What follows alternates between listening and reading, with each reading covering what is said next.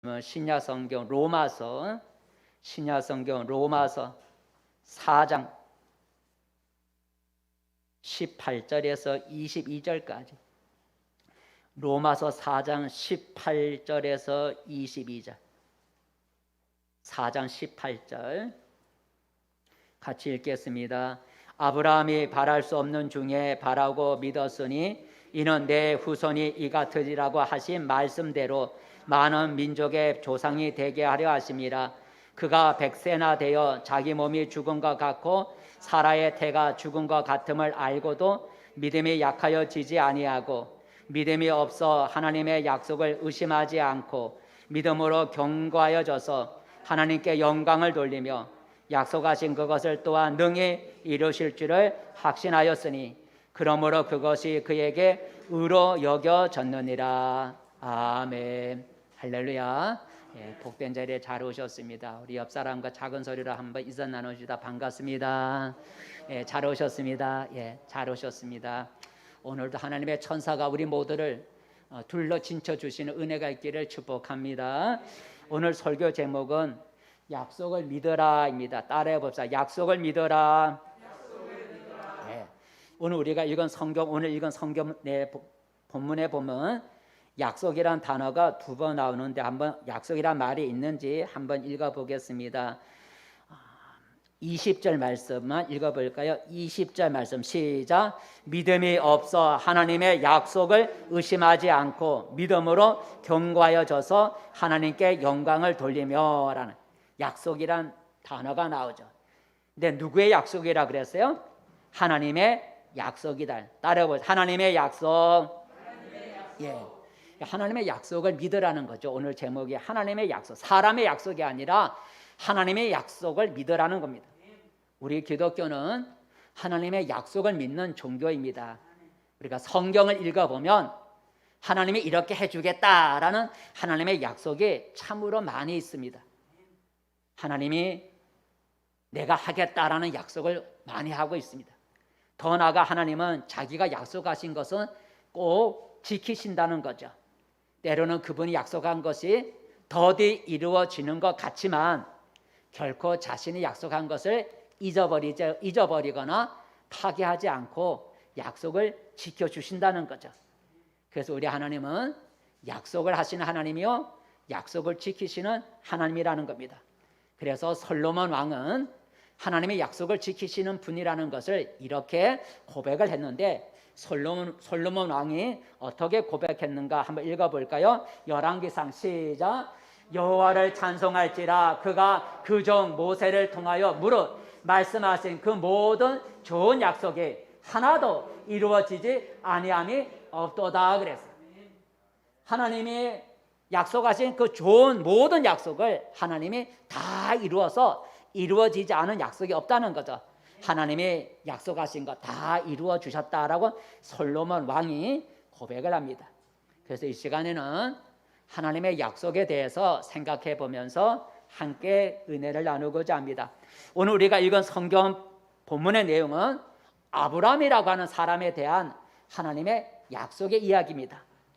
하나님은 아브라함에게 나타나셔서 한 가지의 약속을 하셨는데 그 약속이 무엇이냐면 자식을 주겠다는 거예요. 자식. 그때 아브라함에게는 자식이 하나도 없었고 나이는 80세가 넘었다는 거죠. 그러니까 아브라함의 나이는 80이 넘었고 그의 아내는 10살 차이가 나서 70이 넘었는데 그때 하나님이 아브라함에게 나타나셔서 내가 너에게 자식을 주겠다는 거예요. 80이 넘은 노인에게 자식을 주겠다고 약속을 하셨어요. 그러자 아브라함이 그 하나님의 약속에 대해서 반신반의, 믿을 수도 없고 믿지 않을 수도 없고 믿을 수도 없는 그런 반신반의하는 그런 상황이 있을 때 하나님이 아브라함을 밖으로 데리고 나가서 하늘의 별을 쳐다보게 하면서 이렇게 말씀하셨어요. 하나님의 약속을 믿지 못하고 있는 아브라함을 밖으로 데리고 나가서 하늘의 별을 쳐다보면서 이렇게 말을 했는데 뭐라고 말씀하셨는가요? 한번 읽어보겠습니다. 시작. 하늘을 우러러 묵별을 셀 수 있나 보라. 내 자손이 이와 같으리라 그랬어요. 또 하늘에서 수많은 별들 숫자를 셀 수 있냐? 셀 수 없지 않냐? 내가 저 하늘에 있는 수많은 별같이 셀 수 없는 그 수많은 별들처럼 내가 너에게 자식을 그렇게 많이, 후손을 그렇게 많이 주겠다고 약속하셨어요. 얼마나 놀라운 약속이에요. 근데 여러분, 지금 아브라함의 현실을 보면 지금 자식이 하나도 없죠. 자기와 아내는 나이가 늙어서 자식을 낳을 만한 그런 나이가 훨씬 지났습니다. 그런데 어찌 하늘의 별처럼 자식을 많이 가질 수가 있어요? 자식이 하나도 없는데 늙어서 언제 자식을 낳아갖고 하늘의 별처럼 많아질 수가 있겠어요? 사람의 머리로는 하나님의 약속, 자식을 주겠다는 하나님의 약속을 믿을 수가 없고 그 약속은 허무맹랑한 것처럼 들렸어요. 하지만 아브라함의 반응은 어떠했을까요? 아브라함은 육신적으로는 자기나 자기 아내가 늙었지만 하나님의 약속을 의심하지 않고 믿었다는 거죠. 하나님의 약속을 믿었다는 거예요. 자기 육신을 보면 믿을 수가 없지만 하나님의 전능하신 하나님의 약속을 아브라함이 믿었다는 거예요. 10번 5장 6절 읽어볼까요? 6절만 아브라함이 믿어서 시작. 아브라함이 여호와를 믿으니 여호와께서 이를 그의 의로 여기시고. 아브라함이 여호와를 믿었다는 거예요. 뭘 믿었다는 거예요? 하나님이 너에게 자식을 무별같이 수없이 많은 자식을 주겠다고 하신 하나님의 약속을 아브라함이 믿었다는 거죠. 그 믿는 걸 보시고 하나님이 기뻐하셨다라는 그런 내용입니다. 자, 그런데 여러분, 자식을 주겠다는 하나님의 약속이 금방 이루어지지 않았다는 거죠. 지금 나이가 80이 넘었으니까 자식을 주겠다면 당장 내년에 자식이 생겨야 되잖아요. 그런데 하나님의 아브라함에게 자식을 주겠다고 약속하시고 그 약속이 1, 2년 내로 이루어지지 않았다는 거예요. 80이 넘어서 자식을 주겠다고 약속을 하셨는데 10년이 지났고도 거의 20년이 가까워져도 자식이 안 생기는 거야.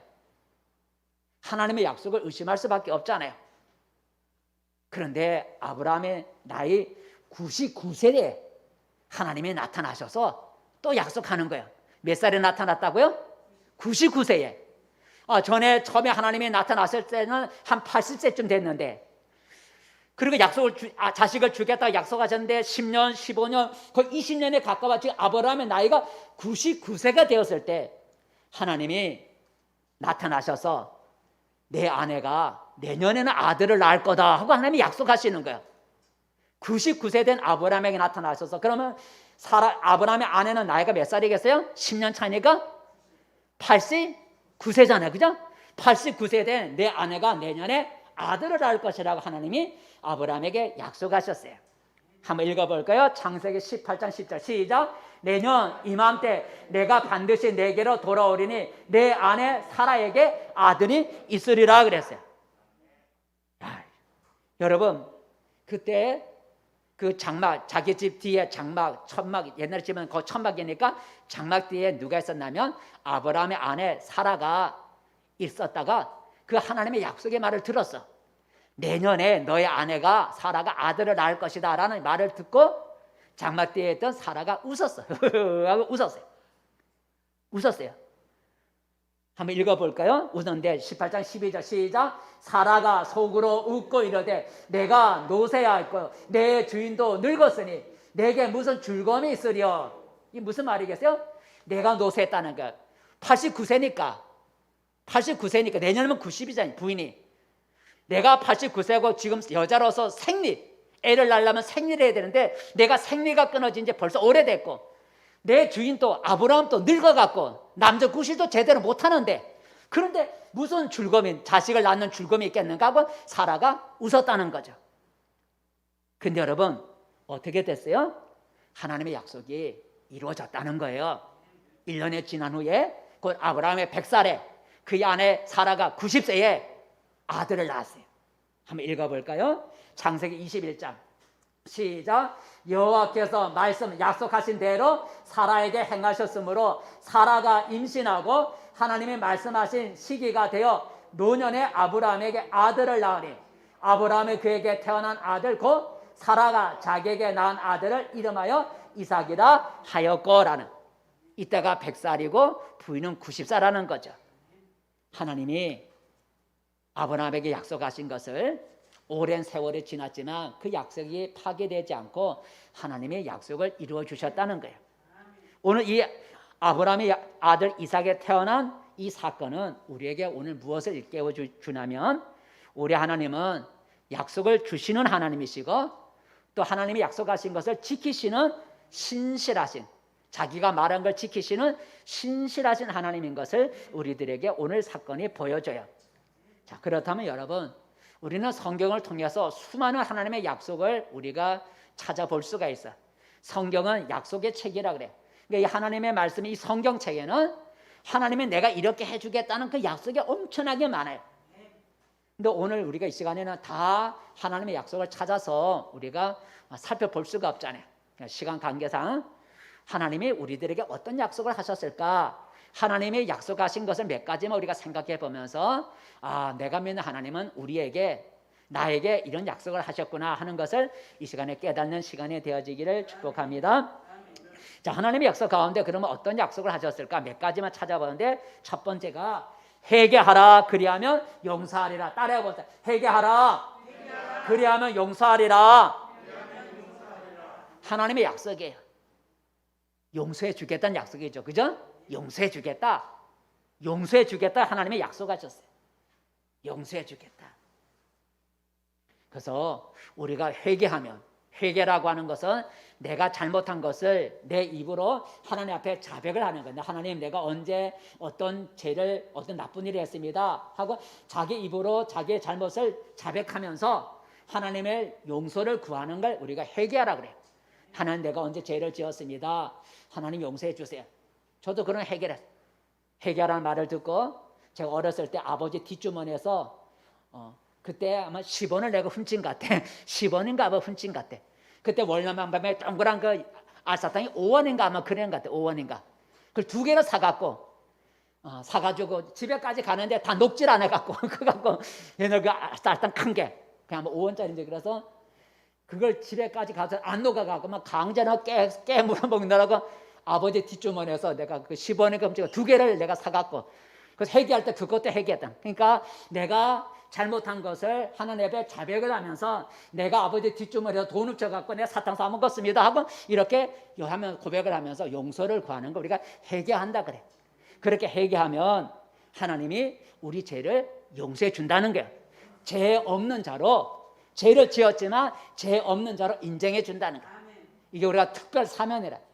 감옥에 들어가 있는 사람도 대통령의 특별 사면을 내리면 그 사람의 모든 죄가 용서를 받고 나오는 거예요. 죄가 용서받아요. 우리가 죄를 자백하면 하나님이 우리 모든 죄를 죄 없는 자로 덮어줘요. 사면해줘요. 한번 읽어볼까요? 요한 1서 1장 9절. 요한 1서 한번 읽어. 시작. 만일 우리가 우리 죄를 자백하면 그는 미쁘시고 의로우사 우리 죄를 사하시며 우리를 모든 불의에서 깨끗하게 하실 것이요. 그랬어요. 우리가 자백하면, 회개하면 우리 죄를 사하시고 용서하시고 우리를 깨끗하게 해주신다 그랬어요. 그러므로 여러분, 혹시 여러분 지난날 지은 죄 때문에 아직도 죄책감에 사로잡혀서 과거에 내가 지은 그 죄 때문에 여러분 마음에 평안함이 없고 기쁨이 없고 두려움이 있다고 한다면 약속, 용서해 주리라고 하나님의 약속을 믿고 여러분 죄를 회개해 보시기를 바랍니다. 그러면 하나님이 여러분의 죄를 용서해 줘요. 그냥 용서해 주는 게 아니라 우리 죄를 용서해 주시기 위해서 십자가에 피로 죽어 주신 예수님의 피로 우리의 죄를 씻어 주시는 거예요. 예수님의 피로 우리 죄를 씻어서 죄 없는 자로 인정해 줘요. 우리 그것을 가르쳐 의롭다 함을 받는다 그래요. 그리고 죄를 회개하는 자를 향해서 주님은 하나님은 뭐라 말씀하시냐면 안심하라 내 죄사함을 받았느니라 이렇게 말씀해요. 따라해봐요. 안심하라 내 죄사함을 받았느니라. 네. 여러분의 죄를 자백하면 하나님이 자백하는 여러분의 죄를 예수님의 십자가의 피로 여러분의 죄를 씻어주시고 용서해 주시고 죄를 자백하는 여러분 마음속에 안심하라 내 죄가 사함을 받았느니라 하고 주님이 음성을 들려주셔서 그래서 우리 마음에 있는 죄로 인한 마음의 두려움과 불안을 다 몰아내시고 마음에 제사함의 기쁨을 주실 줄로 믿습니다. 두 번째 하나님의 약속이 뭐냐면 구하라 그리하면 받으리라라는 얘기인데 한번 읽어봅시다. 같이 읽어봅시다. 시작. 구하라 그리하면 주시리라. 그래서 무슨 약속을 주셨다고요? 주겠다는 약속을 줬어요. 하나님의 약속은 뭐냐면 주겠다. 첫 번째는 무슨 약속을 줬다고요? 용서하리라는 약속은 용서해 주겠다. 너의 죄를 용서해 주겠다라고 약속하시고, 두 번째는 무슨 약속을 주셨다고요? 주겠다는 거예요. 우리가 구하는 것에 대해서 주겠다는 거예요. 너희가 기도하면 응답해 주겠다는, 주시겠다고 약속하셨어요. 우리가 구하는 거 주겠다고 말씀하셨는데 한번 읽어볼까요? 그럼 하나님의 약속하셨는가? 마태복음 7장 말씀 시작. 너희가 악한 자라도 좋은 것으로 자식에게 줄 줄 알거든 하물며 하늘에 계신 너희 아버지께서 구하는 자에게 좋은 것으로 주시지 않겠느냐라는, 좋은 거 주신다는 거죠. 하늘에 계신 너희 아버지가 좋은 거 주신다는 거야. 어떤 자에게 좋은 거 준다고요? 구하는 자에게. 하나님 좀 주세요. 저 좀 이런 게 필요합니다 하고 여러분의 필요한 것을, 또 어려운 문제를 하나님 앞에 기도로 구하면 주겠다는 거예요. 또 이런 예를 들어 좀 미안하지만 여러분 이해하시고 듣기를 바라겠습니다. 안산 제일교회에 고집사님이 계세요. 우리 고집사님 계시지만 안산 제일교회에 고집사님이, 이건 남자분인데 이 고집사님이 회사에서 조기 은퇴를 당했어요. 명예퇴직을 당했어요. 조기 은퇴를 당했어요. 근데 그 고집사님에게는 대학생 아들이 둘이에요. 대학교에 다니는 아들이 둘이에요. 그리고 아내, 살아가기가 막막해졌어요. 갑자기 직장을 잃게 되니까 대학생 아들이 둘이지, 자기하고 아내가 살아갈 길이 막막해졌어요. 또 교회에서는 성전 건축한다고 해서 성도들이 막 헌금도 하는데 자기는 어려우니까 헌금 한 편 드리지 못했어요. 그래서 이 고집사님이 하나님 앞에 엎드려, 아마 구하면 주신다 했으니 제가 그 얘기를 예를 드는 거예요. 하나님 앞에 엎드려 기도했어요. 하나님, 살아갈 길도 막막하지만 평생 한번 있을 만한 성전 건축인데 나도 남들처럼 언제 한번 헌금 한번 마음껏 해볼 수 있겠습니까? 하나님 저에게 좀 복을 주세요 하고 기도를 했대요. 근데 고집사님이 기도한 지, 뭐 하나님이 여러분 다 기도 이렇게 금방 들어준다는 거 아니에요. 근데 이분이 고집사님 기도한 지 한 달이 지났는데 연락이 왔다는 거예요. 무슨 연락이 왔냐면 그린벨트로 묶인 산을 광산으로 개발해야 되겠으니까 산을 좀 파세요라는 연락이 왔다는 거죠. 근데 고집사님은 산이 없거든요. 근데 연락 오기를 그 산을, 그린벨트로 묶인 그 산이 이제 풀려져서 광산을 개발하러 가니까 그 산을 좀 파세요 하는, 산을 팔라는 연락이 왔어요. 근데 자기는 산이 없잖아요. 나중에 알고 보니까 그 고집사님의 조상들이 남겨준 산이 있었다는 거죠. 조상들이 남겨준 산이 있었는데 그 산을 받을 수 있는 상속자들이 다 끊어져 갖고, 상속받을 수 있는 그 자손들이 다 끊어져 갖고 이 고집사님이 상속자가 돼버린 거야. 다른 사람의 상속을 받아야 되는데 상속받을 사람들이 다 없어져 갖고 이 고집사님이 생각지도 않게 상속자가 돼버렸어. 그래서 이 고집사님이 상속받은 땅의 일부를 팔아서 계약금 1억 원을 하나님 앞에 건축금으로 드렸다 그래요.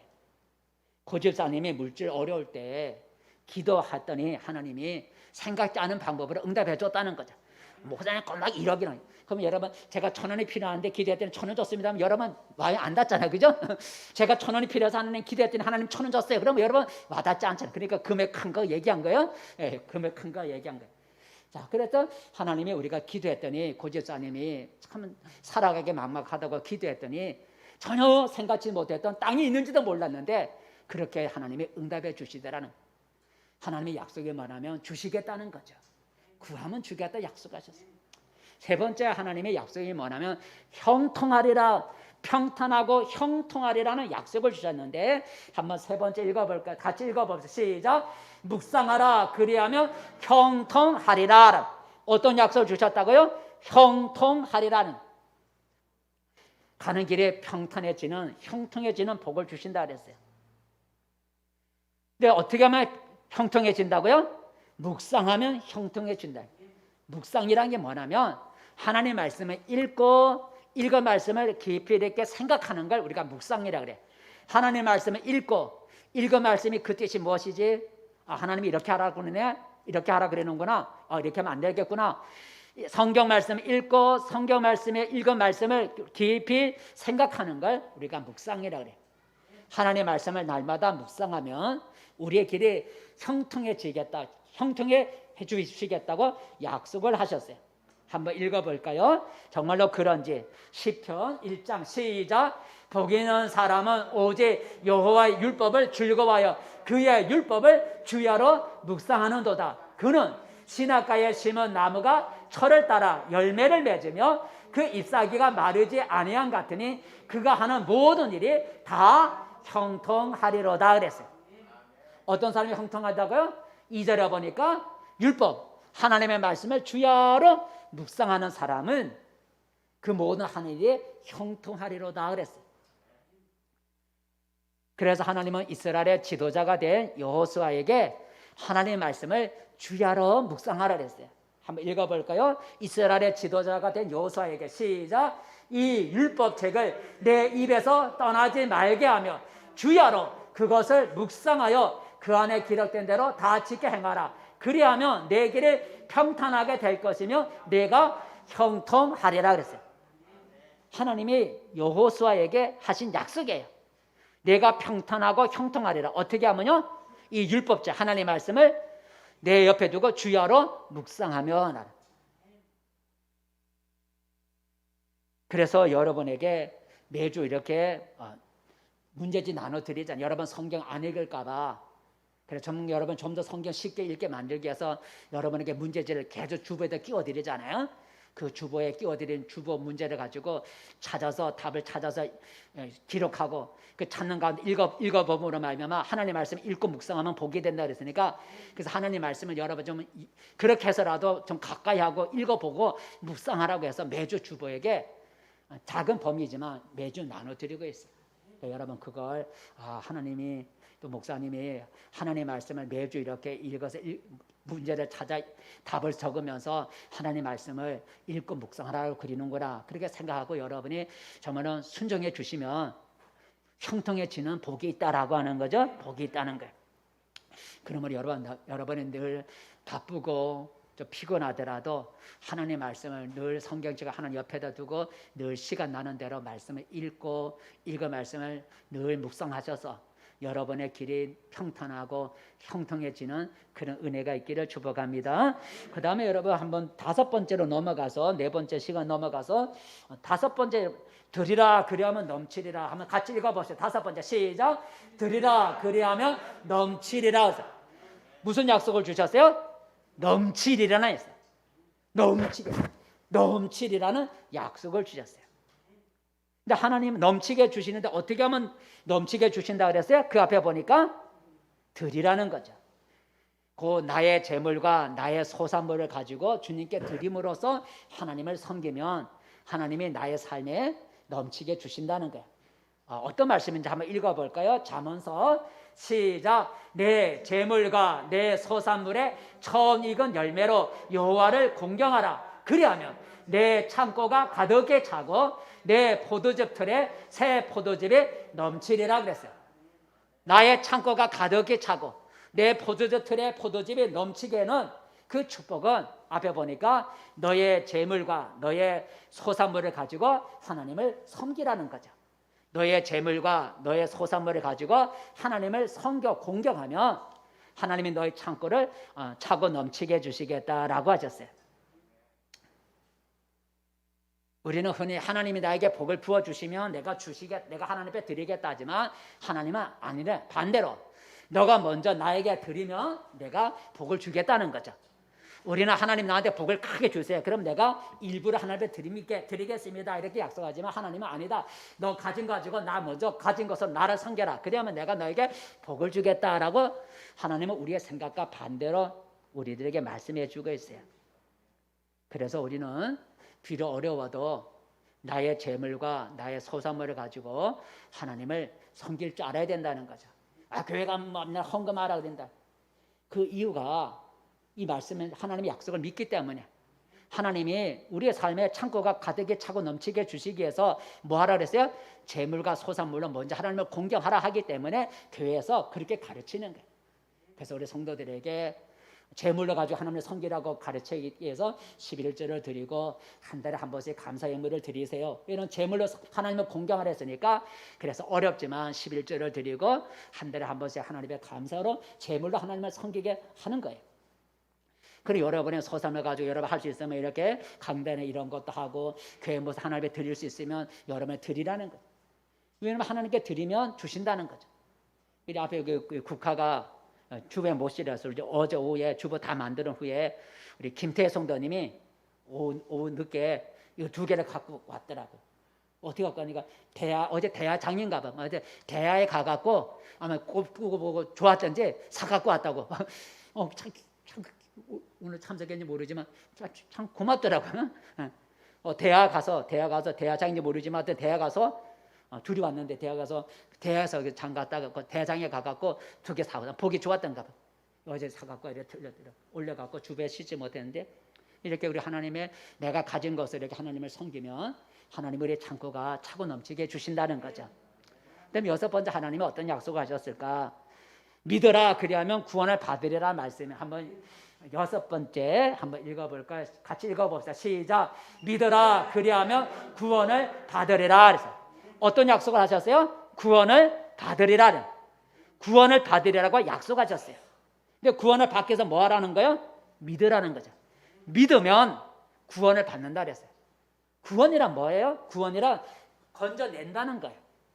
우리가 병고침 받는 거, 뭐 환난을 당했을 때 건짐 받는 게 다 구원이라는데 여기서 말하는 구원이라는 얘기는 구원을 받는다는 얘기는 우리가 예수를 믿으며 우리가 지옥불에 던져지는 곳에서부터 건짐을 받아서 하나님의 나라에서 우리가 영생을 누리는 걸 우리가 구원받는다 그래요. 지옥불에 던져져서 고통받는 그 자리에서 건짐을 받아서 하나님의 나라에서 영생을 누리는 걸 우리가 구원받는다 이렇게 말을 해요. 사람은 이 세상의 삶이 다가 아니고 사람은 다른 동물과 달라서 죽으면 하나님의 심판을 받는다는 거예요. 뭐 사람이 이거 안 믿을 수 있지만 하나님의 말씀이 사람은 죽으면 심판을 받는다는 거예요.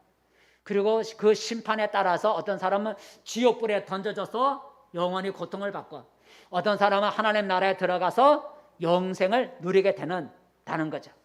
오늘 우리가 어떻게 하면 이 지옥불에 떨어지지 않고 하나님의 나라에 가서 영생을 누릴 수 있는 그런 복을 어떻게 받을 수 있을까? 뭐 하면 받는다는 거예요? 믿으면 받는다는 거예요. 믿으면 영생, 구원을 받는다는 거예요. 믿으면 지옥불에 던져지지 아니하고 하나님의 나라에 가서 영원히 사는 영생을 얻을 수 있다는 거예요. 믿으면. 근데 뭘 믿는다는 거예요? 바로 하나님이 우리를 구원하시기 위해서 보내주신 하나님의 아들 예수를, 하나님의 아들 예수님을 우리가 믿습니다 하고 하나님의 아들 예수를 믿으면 그 믿음으로 인해서 우리를 지옥에 던지지 않게 하시고 하나님의 나라에서 영생을 누리게 해주겠다는 거죠.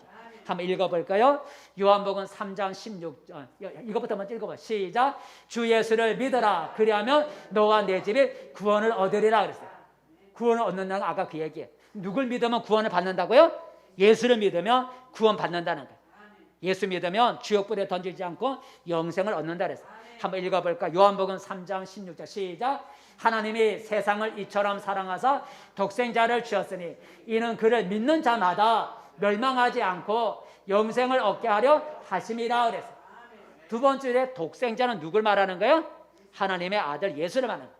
예수를 보내주셨으니 이는 그를 믿는 자마다 뭐하지 않고 멸망이나 지옥불에 던져져서 그 불 속에서 고통받는 걸 멸망이라. 멸망하지 않고 하나님의 나라에서 뭘 얻게 한다고요? 영생을 얻게 한다. 누굴 믿으면? 독생자 예수를 믿으면. 그래서 우리가 예수를 믿는 거예요. 예수를 믿으면, 하나님의 아들 예수를 믿으면 하나님이 우리 죄를 용서하셔서 우리를 지옥불에 던져지지 않게 하시고 하나님의 나라에서 영생을 얻게 하는 복을 주신다는 거예요. 이게 하나님의 약속이에요. 그래서 우리는 예수님 믿기를 주저하지 말아야 돼요. 따라해 봅시다. 주 예수여, 내가 믿나이다. 주 예수여, 내가 믿나이다. 이렇게 내가 예수를 믿는다고 고백을 하면 그 믿음의 고백으로 우리가 지옥불에 던져지지 않고 영생을 누리는 축복을 주겠다고 하나님이 약속하셨어요. 마지막 하나는 더, 우리 많은 약속이 있지만 하나만 더 약속을 생각해 봐요. 그 약속은 손을 얹으라 그리하면 나으리라 얘기인데, 7번째 한번 읽어봅시다. 시작. 손을 얹으라 그리하면 나으리라 그랬어요. 나으리라는 얘기는 고침을 받는다는 거예요. 병든 사람이 병고침을 받는다는 거예요. 어떻게 하면요, 손을 얹으면 병든 사람이 고침을 받는다는 거예요. 손을 얹는다는 얘기는 뭐냐면 병든 사람에게 가서 붙잡고 기도해 주라는 거예요. 아픈 사람 있으면 가서 붙잡고 기도해 주면 병이 낫는다는 거예요. 이게 하나님의 약속이에요. 그러니까 사람이 병들었을 때 병원에 가서 치료도 하고 하지만 또 함께 믿음을 가지고 병든 사람을 이렇게 같이 모여서 같이 손 붙잡고 기도해 주면 하나님이 고친다는 거죠. 우리가 고치는 게 아니라 기도하면 하나님의 약속이니까 하나님이 고쳐 주신다는 거예요. 한번 읽어볼까요? 마가복음 16장 말씀 시작. 병든 사람에게 손을 얹은 적 나으리라 그랬어요. 뭐 아무나 가서 손 얹으면 낫는 게 아니고 병든 사람에게 손을 얹고 붙잡고 기도해주면 낫는다는 거지. 가서 손만 대면 낫는다는 게 아니고 손을 얹은 적 나으라는 얘기는 아픈 사람 가서 붙잡고 기도해주면 하나님이 우리의 기도를 듣고 응답해 준다는 거예요. 그러니까 병든 사람이 있으면 가서 믿음을 가지고 기도해 주라는 거죠. 평생 교회와 가족을 핍박하는, 교회 간다고 핍박하고는, 여러분도 그런 핍박 받을 수 있잖아요. 교회 간다고 여러 번 핍박 받을 수 있잖아요. 근데 어떤 가정에 평생 교회 욕하고 그다음에 가족들 교회 간다고 교회 가는 가족들 핍박하는 그런 남편이 있었대. 그 남편이 대장암에 걸렸대. 어디 뭐에 걸렸다고요? 대장암에 걸렸어. 평생 교회 욕하고 교회 가는 가족들 핍박하던 그 남편이 대장암에 걸렸어. 극계하는 그 대장암이 뼈하고 그리고 임판서까지 암이, 대장암 암이 번져가 전이가 돼갖고 병원에서 의사들이 손을 놓았어. 못 고친다는. 전이가 되면 고치기 힘들잖아요. 이게 오래된 얘기니까 이제는 의사들이 손을 넣었어요. 고칠 수 없다고 손을 들었어요. 그때 오히려 이 부인은 오히려 하나님께 감사를 했대요. 왜냐하면 이제야 드디어 남편이 하나님을 믿을 때가 됐구나. 믿을 때가 됐구나. 건강할 때 맨날 핍박하고 말이에요. 교회 가던 남편이 이제 병들었으니까 이제는 하나님 앞에 돌아올 때가 됐구나. 이렇게 생각하고 오히려 부인이 못 고친다고 하면 절망해야 되는데 오히려 부인이 하나님께 감사를 했대.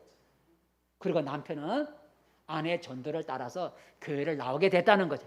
남편은 힘없잖아. 이제 병들었으니까 이제는 하나님 뭘 할 수 없잖아. 오히려 남편의 부인의 아내의 전도를 받아서 교회를 나오게 됐대. 교회 나와서 남편이 하는 말이 하나님 이제는 제가 졌습니다. 따라해보자. 하나님 이제는 내가 졌습니다. 이제 병들었으니까 교회 나와서 하나님 제가 이제는 졌습니다. 이제 믿겠다라는 거죠.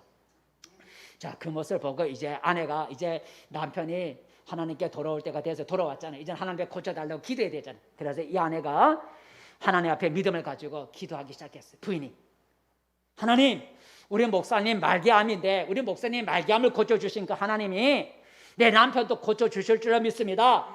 평생 한 일이라고는 핍박밖에 한 거 없는데 우리 남편 변화돼서 고침받고 하나님의 일꾼 되게 해주세요 하고 이 부인이 남편의 병을 고쳐주시고 핍박만 하던 이 남편의 변화하고 병 고침받고 하나님의 좋은 일꾼 되게 해달라고 이 부인이 믿음을 가지고 남편을 위해서 병 고쳐달라고 기도하기 시작했어요. 그러니까 기도하고 가서 정기 검사를 해야 돼. 6개월 후에 병원에 가서 검사를 해야 돼요. 어떻게 됐겠어요? 여러분 하는 얘기는 낫다는 거 아니겠어요? 그죠? 6개월 후에 병원에 갔더니 병 고칠 수 없는 전이가 된 그 대장암 그 암이 흔적도 없이 사라졌다 그러더래요. 부인의 하나님께 고쳐달라고 기도했더니 손을 얹으면 나으리라고 병 고침을 주겠다, 치료해 주겠다는 하나님의 약속을 하나님이 이루어 줬다는 거죠. 여러분 그렇다면 이런 하나님의 아까 여러 가지 6, 7가지 뭐 여러 가지 있지만 이런 하나님의 약속이 나에게 이루어지려면 어떻게 해야 되겠어요? 그냥 이루어지는 게 아니잖아요. 하나님이 약속했다고 내가 가만히 있는데 그냥 하나님의 약속이 이루어지는 게 아니잖아요. 이런 하나님의 놀라운 약속들이 내게 이루어지려면 내가 무엇인가 해야 되잖아요. 내가 어떻게 해야 하나님의 이 약속이 나에게 이루어질까요? 첫 번째는 하나님의 약속을 굳게 믿어야 돼요. 하나님 약속을 첫 번째는 굳게 믿어야 돼. 따라해 봅시다. 시작. 약속을 굳게 믿어야 합니다. 굳게 믿어야 합니다. 제자 약속을 믿어야 돼요. 무슨 말이면 하나님의 약속을 의심하지 말아야 된다는 거예요. 여러분 오늘 아브라함이 하나님의 약속을 믿었다 그랬어요. 어떤 약속을 믿은 거예요? 자식을 주겠다는 약속을 믿었어요. 자식을 주겠다는 약속을 믿었어요. 한번 오늘 18절 읽어볼까요? 18절 오늘 보면 18절에 보면 아브라함이 하나님의 약속을 믿었어요. 18절 시작. 아브라함이 바랄 수 없는 중에 바라고 믿었으니 이는 내 후손이 이 같으리라고 하신 말씀대로 많은 민족의 조상이 되게 하려 하심이라. 아브라함이 믿을 수 없는 환경 속에 믿었다는 거예요. 자식이 하나도 없는 그에게 자식을 주겠다고 하신 하나님의 약속을 아브라함이 그 약속을 믿었다는 거예요. 의심하지 않았다는 거예요. 약속을 믿었다는 거예요. 19절에도 보니까 하나님의 약속을 의심하지 않아요. 자기가 나이가 100살이 됐는데 99세가 됐는데 자식을 주겠다는 하나님의 약속을 의심하지 않았어요. 19절 때 읽어볼까요? 19절 시작. 그가 백사나 되어 자기 몸이 죽은 것 같고 사라의 태가 죽은 것 같음을 알고도 믿음이 약하여지지 아니하고 99살이 되고 아내가 89세가 되는 100세가 된 자기이지만 하나님의 자식을 주겠다는 약속을 의심하지 않았다는 거예요. 약속을 믿었다는 거예요. 20절에도 약속을 믿었어요. 21절 읽어보세요. 시작. 약속하신 그것을 또한 능히 이루실지를 확신하였으니. 확신했다는 것은 약속을 믿었다는 거예요. 그러니까 아브라함은 하나님의 약속을 의심하지 않고 환경으로 볼 때는 의심할 수밖에 없지만 의심하지 않고 하나님의 전능하심을 믿고 하나님의 약속을 흔들리지 않고 붙잡았다는 거예요. 그랬더니 하나님이 그 약속을 오랜 세월, 거의 20년이라는 세월이 지나갔지만 하나님이 약속을 이루어 주셨다는 거예요. 이처럼 우리가 하나님의 약속이 내게 이루어지려면 우리는 하나님의 약속을 믿어야 돼요. 그죠? 하나님 약속, 하나님 약속을 의심하면 이루어지지 않아요. 하나님의 약속, 아까 말한 여러 가지 그 약속을 믿어야 돼요. 환경을 보는 게 아니라 하나님의 능력을 믿고 믿어야 돼요. 약속을 믿어야 돼요. 근데 우리가 하나님의 약속을 우리가 의심하지 않으면 하나님의 약속을 의심하지 않고 믿으려면 가장 좋은 방법이 뭐냐면 입으로 고백해야 돼요. 따라해봐요. 입으로 고백해야 한다. 예. 하나님의 약속을 내가 의심하지 않고 굳게 믿으려면 그 가장 좋은 방법이 입으로 하나님의 약속을 고백하는 거예요. 계속 고백하는 거예요. 아까 그 고백 6, 7가지 하나님의 약속을 계속 내 입으로 고백을 하면 그게 믿어지는 거예요. 믿어지면 역사가 일어나는 거죠. 그러니까 하나님의 약속을 믿어야 하나님의 약속이 내게 성취가 되는데 하나님의 약속을 의심하지 않고 내가 믿게 만들려면 그 하나님의 약속을 내가 계속 입으로 고백을 해야 된다는 거예요. 입으로 계속해서 내가 고백을 하면 그 고백하는 그 약속이 내게 어느 날 믿어져요. 믿어지면 역사가 일어나는 거예요. 한번 읽어볼까요? 로마서 10장 마음으로 입으로 고백하라는 거 시작. 사람이 마음으로 믿어 의에 이르고 입으로 시인하여 구원에 이르니라. 입으로 시인하면 구원이라는 것은 하나님의 역사가 일어나는 거예요. 그래서 하나님의 약속을 우리가 의심하지 말아야 되는데 하나님의 약속을 의심하지 않은 가장 좋은 방법은 내 입으로 계속 그 하나님의 약속을 입으로 계속 고백을 하는 거예요. 계속 그 약속을 고백을 하는 거예요. 그러면 어느 날 그 약속하는 그것이 내게 마음에 믿어져요. 믿어지면 하나님의 역사가 일어나는 거예요. 또 하나는 여러분 시간 지나가지만 또 하나만 생각해봐요. 조건에 순종해야 된다. 따라해봅시다. 같이 읽어봅시다. 시작. 조건에 순종해야 합니다. 조건에 순종해야 된다는 말이 뭐냐면 하나님이 아까 약속하셨는데 그 약속 앞에 항상 조건을 걸었어요. 뭐 하면 해주겠다는 거죠. 그죠? 하나님이 약속하셨는데 내가 하리라 할 때 그 앞에 너가 무엇을 하면 내가 이 약속을 이루어주겠다는 거예요. 하나님이 약속을 하셨지만 너가 그 약속을 내가 너에게 약속을 이루어주기 위해서 너가 먼저 뭐를 해라라는 조건을 걸어요. 한번 7가지 한번 쭉 볼까요? 한번 7가지. 여러분 첫 번째 하나님이 우리 죄를 용서해 주려면 그 용서해 주리라는 앞에 붙은 조건이 뭐냐면 회개하라는 거죠. 회개하면 용서해 주겠다는 거예요. 두 번째 하나님이 주시겠다는 건데 그 주시겠다는 앞에 말에 붙은 조건이 뭐냐면 뭐예요? 구하라는 거죠. 너가 기도하면 내가 받게 주겠다는 거예요. 세 번째는 내가 형통하게 만들어 주겠다 약속하셨는데 뭘 하면? 하나님의 말씀을 주야로 하나님의 말씀을 묵상하면 너의 앞길이 형통해지도록 만들어 주겠다 약속하셨어요. 네 번째는 제가 다섯 번째 보니까 다섯 번째는 내가 넘치도록 창고가 넘치도록 해주겠다 약속하셨는데 뭘 하면은 하나님 앞에 드리면 너의 재물과 소산물로 하나님께 드리면 내가 너의 창고가 넘치게 해주겠다 그랬어요. 그다음에 내가 너를 구원받고 하나님의 나라에서 영생을 얻게 만들어 영생을 주겠다 약속하셨는데 그 영생을 주기 위해서는 너가 뭐 하라 그랬어요? 믿으라는 거죠. 주 예수를 믿으면 너가 멸망하지 않고 영생을 얻도록 내가 복을 주겠다 약속하셨어요. 마지막으로 너가 병고침을 받으라 할 때 무엇을 하면 병고침 받는다고요? 병고침 받기 위해서는 손을 얹으라는 거예요. 믿음으로 기도해라는 거죠. 병든 자를 위해서 믿음으로 기도하면 내가 병을 고쳐주리라 약속하셨어요.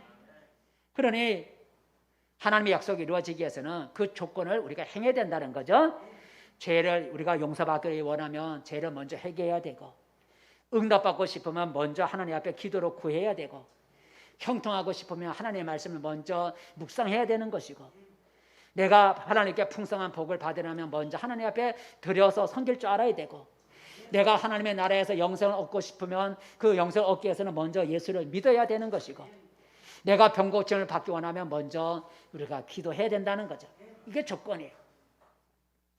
여러분, 내가 무엇을 행할 때 하나님은 그분이 약속하신 것을 행해 주겠다 약속하셨어요. 왜 하나님이 나한테 이렇게 아무것도 안 해줘? 왜 하나님 나한테 아무것도 이루어지지 않지? 그렇게 해서 하나님을 의심하거나 하나님 앞에 불평하지 말고 하나님이 약속하신 그 약속의 앞에 따른 조건을 내가 먼저 행하고 있는지를 우리가 한번 살펴봐야 돼요. 말씀을 맺습니다. 성도 여러분, 우리 기독교는 약속의 종교예요. 우리 하나님은 약속을 해줘요. 우리에게 좋은 것들을 수많은 좋은 것들을 약속해줘요. 그래서 이 성경 속에는 하나님의 약속들이 많이 있어요. 하나님은 자기가 약속한 것을 굳게 믿는 사람을 기뻐하세요. 하나님이 약속하신 걸 의심하지 않고 하나님이 약속하신 것을 아브라함처럼 굳게 믿는 사람을 하나님이 기뻐하셔요. 오늘 아브라함이 하나님이 자식을 주겠다 하신 그 약속을 굳게 붙들었더니 하나님이 기뻐하셔서 20년의 세월이 지나서 하나님이 아들을 주셨어요. 하나님의 약속은 많이 있지만 오늘 우리가 몇 가지를 생각해 봤어요. 회개하면 용서해 주겠다는 약속, 구하면 응답해 주겠다는 약속, 하나님의 말씀을 묵상하면 형통해 주겠다는 약속, 드리면 하나님께 넘치게 창고를 차고 넘치게 만들어 주겠다는 약속, 예수를 믿으면 우리에게 구원을 주겠다는 약속, 우리가 손을 얹고 믿음을 가지고 병든 자리에 기도하면 병이 낫게 해주겠다는 약속을 주셨어요. 이제 여러분 하나님이 좋은 약속들 여러분 믿고 하나님의 좋은 약속들을 여러분 성경 말씀 읽다가 좋은 약속이 있으면 그 좋은 약속을 여러분 붙잡고 여러분 그 약속을 날마다 하나님 앞에 입으로 고백할 수 있기를 바랍니다.